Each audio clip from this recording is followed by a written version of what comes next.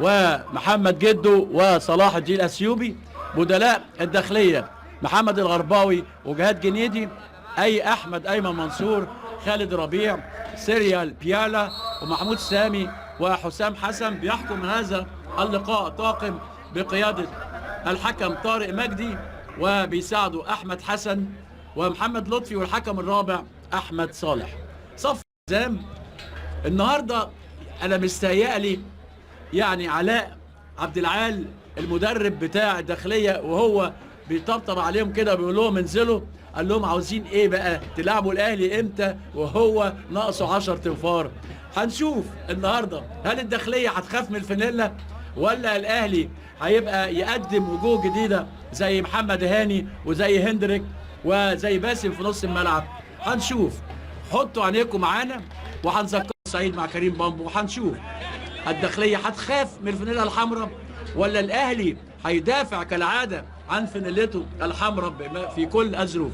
ادي رمضان صبحي ويلعبها بينية. الله الله، يا راجل يا راجل يا راجل مش ممكن. انا عاوز اشوف فتحي مبروك واشوف جماهير النادي الاهلي كلها. المهم بداية قوية جدا، وبيتر يعني اعتقد يعني ضيع هدف كبير جدا لما تتقطع. باسم اللي بيلعب في المكان الجديد تتقطع مرة تانية، وتصويبة جامدة جامدة جامدة جدا من يعني احمد التمساح اللي متأخر شوية في نص الملعب. هنشوف بقى مين اللي هيمسكه. يعني دلوقتي فتحي مبروك لازم يلاقي حد يراقب احمد تمساح اهو. بص انه حر طليق.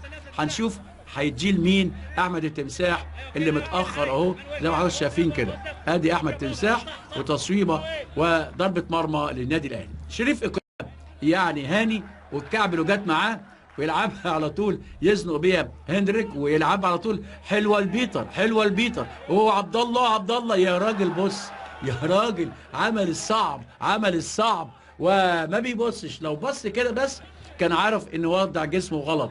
انما كرة حلوه قوي من بيتر، واحسن بتحرك عبد الله، ووحشه جدا من عبد الله بره الملعب قوي.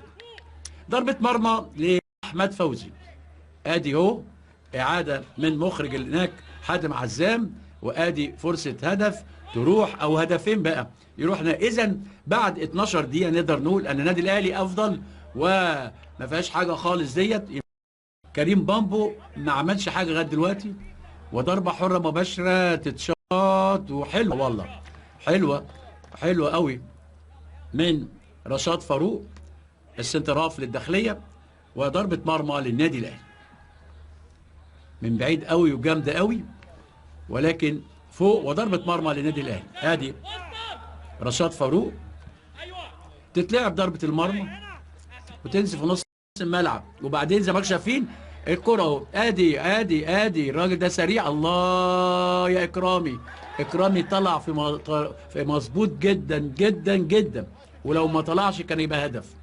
لو ما طلعش اكرامي كان هيبقى هدف 100% من الكرة اللي فاتت ديت، وبيبلع الفرصة اهو. بصوا يعني فرصة هدف واكرامي طلع مظبوط جدا جدا جدا، وعلى طول تطلع كوره بره الملعب ضد باولو. بصوا وباولو ما بيرحمش، 14 هدف. والتمساح مراره حلو قوي، وعلى فتحي مبروك يوم يقف ويلم فرقه ويصحصحهم، لان باولو واحمد تمساح يعني ممكن يأذوا.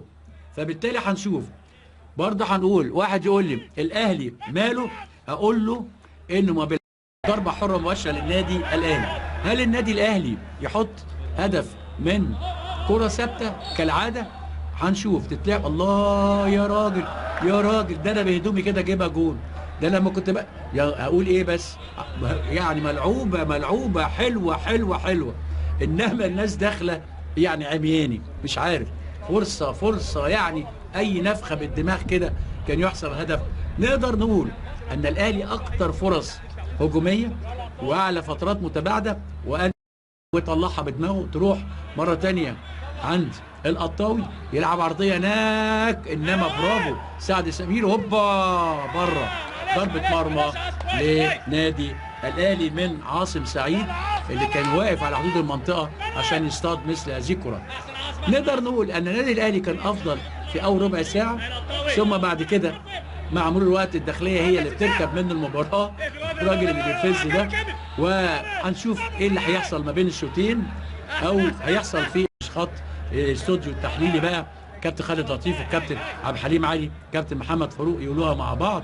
انما اخر يعني 3-5 دقايق النادي الاهلي نشط، وادي عبد الله بيحاول، عبد الله نفسه يشوط انما ما فيش يشوط، فين تتقطع الكوره وتنزل في نص الملعب. حذاري للاهلي من الكرات البينيه، هوب اهو لسه بقول لحضراتكم حذاري حذاري حذاري. انما برافو برافو برافو برافو شريف اكرامي بحسه نبح، حسه نبح، حذاري من العمق وحذاري مش الزحمه اللي في النص. وكاد الداخليه تحرز هدف اكيد تضيع في الدقيقه 44 ونص. اهو ادي باولو. انما يا سلام على شريف اكرامي. برضو المباراه الاخرى كان بيلعب سنتر هاف، وده برضو طبيعه اللعب لازم كده 4-4-2، لازم يكون النادي الاهلي والداخليه في شوط مش هو. لكن الداخليه اعتقد ان هي عملت شوط كويس، ولكن انا بتكلم مش هو للنادي الاهلي، لان هو ده النادي الاهلي بقى بالبدلاء مش بالبدلاء. يعني لازم البدلاء يلعبوا على الاقل يعني زي او مثل الاساسيين. عموما صفر الحكم طارق مجدي بانتهاء الشوط الاول بتعادل الاهلي مع الداخليه بدون اهداف.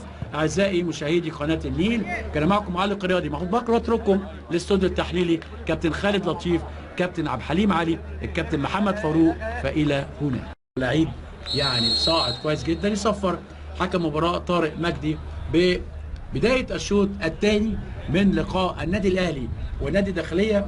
اللقاء ده كان ضمن الاسبوع رقم 11 من الدور الاول ومتاجل حتى الان، والتعادل دون اهداف. هنشوف كابتن فتحي مبروك قال ايه، وهنشوف علاء عبد العال قال ايه، وهنشوف اللعيبه هتقول ايه. كله بيسمع وكله بيقول، وهنشوف ايه الحكايه بالظبط. انما جده نزل، هل هيلعب ورا في المساحه الفاضيه؟ ادي اول تمريره اهو لجده، انما يخش على طول نور الجرحي ويطلع الكوره بره الملعب. وادي جده هيديله مساحات يلعب فيها، لان جده من اللعيبه. ادي عبد الله السعيد اللي عاوز مساحه او عاوز زنقه، ادي جده اهو. هنشوف يبقى عبد الله السعيد يعني رجع في نص الملعب مكان هاني على اساس يبقى جنب هندريك، وهيبقى 3 فراوده. رمضان صبحي هيلم جنب بيتر جنب جده، عشان الاهلي عاوز 3 نقاط تغيير نغمه. وادي وبندو لو ما بين القائمين والعارضه كانت تخش سعد سمير حته عنتريه كده، ويا دوبك تلمس ايد تقريبا احمد فوزي ولا ما لمستش. هنشوف ادي سعد سمير وكره عنتريه ويا دوبك لمست ايده. على فكره تبقى ضربه ركنيه للنادي الاهلي، ضربه ركنيه. واي فرقه من الفرقتين تقدر تجيب هدف في الاخر. واحد يقول لي ازاي بقى؟ اقول له كده، الداخليه بيهاجم والاهلي بيهاجم، بس ما فيش ليه نجيب داخل ده هندريك، وعلى طول في فاول اكيد. نجيب كمل وهياخد انذار 100% اللي كان عامل الهجمه العنتريه دي، وكمل بانذار طبعا لان الكره راحت منه، راح مكمل.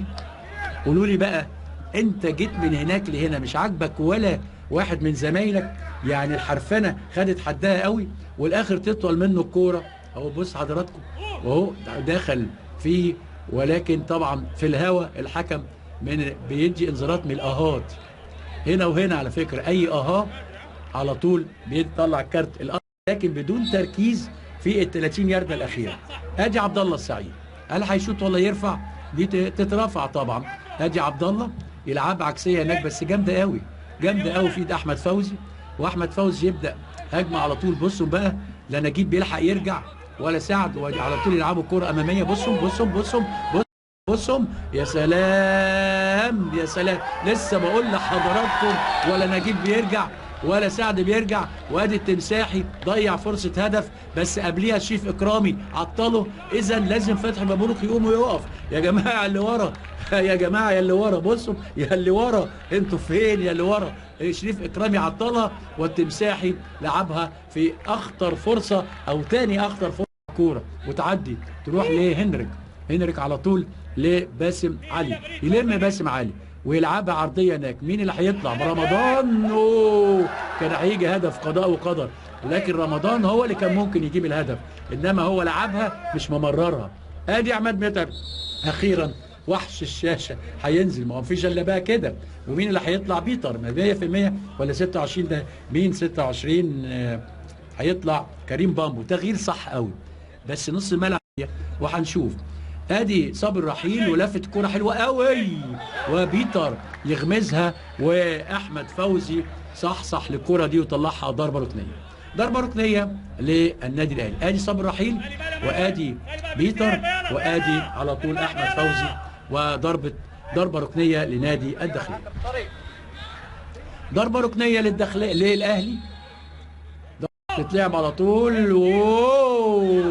ورمضان صبحي كاد يعملها كالعاده، ولكن احمد فوزي يعني طار عليها. بص حضراتكم لعبها حلوه قوي صبحي، انما فوزي لعبها احلى. النهارده مدير التحرير حسين شعيب مره تانية لرمضان، يلم رمضان عاوز يعدي، يلم رمضان يريحها جنب اليمين فاضي اهو، يلعبها دي الاسيوبي وهدف عماد متعب الاسيوبي وكورته تفقد. بص الكره لما بتبقى سريعه والضغط، عماد متعب ينقذ الموقف. يعني ايه في الدقيقه 77 يعني في الدقيقه 27 من زمن الشوط الثاني يحط عماد متعب هدف الاهلي الاول. عماد متعب وهو يعني مسته للسقطه واللقطه، في الدقيقه 27 الاهلي يتقدم بهدف لا شيء من تمريره. بص الاسيوبي شاط. بصوا بقى، بصوا في ايه هنا لحقها. واحد يقول لي يا راجل قول، اقول له ايه؟ هو اللي يقول بقى الحكم والمراقب وادي الاسيوبي واللاين زمان اللي هناك، وهنشوف ايه الحكايه بالظبط في هذا. انما ادي اهو قال لك الحمد لله عماد متعب في الدقيقه 27 احرز هدف التقدم لنادي الداخليه. هذه مصريه. هقول لكم بعد الكره دي ما تتقطع، وهي اتقطعت. واحد يقول لي انت عاوز تتقطع، هي شكلها هيتقطع وبعدين تنزل الكره مره ثانيه للداخليه اللي في حاله هيجان لكن بدون تركيز على طول. وادي فوق بقول لكم بدون تركيز، وادي ضربه مرمى ربيع، يعني خالد ربيع يلعب. هدف للنادي الاهلي لعماد متعب في الدقيقه 27.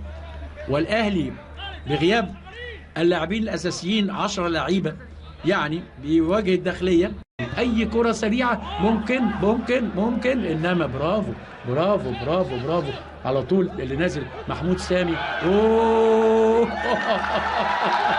الاسيوبي يحط هدف ثاني، الهدف الثاني، وفتحي مبروك مع طارق سليمان ويقول له شفت بقى تغييراتي، شفت يا عم تغييراتي في الدقيقه 87 يعني في الدقيقه كده هو 42 ولا ايه بالظبط، يعني يحط صلاح الدين الاسيوبي هدف. يعني بصوا على طول فوزي هيشوط يا عم مش ممكن صلاح الدين الاسيوبي يخلي الاهلي يتنفس الصعداء في الدقيقه 88 من زمن المباراه. في حد يعمل كده؟ بقول لكم الاسيوبي احسن من بيتر، وفعلا يعني صديق ويلعب الكرة العرضية هناك. انما لازم نرفع قبعة لسعد سمير وباسم ومحمد نجيب وقبليهم شريف اكرامي. واخيرا يصفر الحكم طارق مجدي بانتهاء الشوط الثاني. والمباراة في فوز النادي الاهلي بهدفين لعماد متعب وصلاح الدين الاسيوبي في الدقيقتين 27 والشوط الثاني، على اساس ان يرتفع رصيد النادي الاهلي الى 61 نقطة ويتساوى مع انبي في الرصيد. بس انبي لعب 32 مباراة ومخلص، والنادي الاهلي لعب 30 مباراة. بالمباراة ديت مبروك للنادي الاهلي وحظ اوفر للنادي الداخلية. واعزائي مشاهدي قناة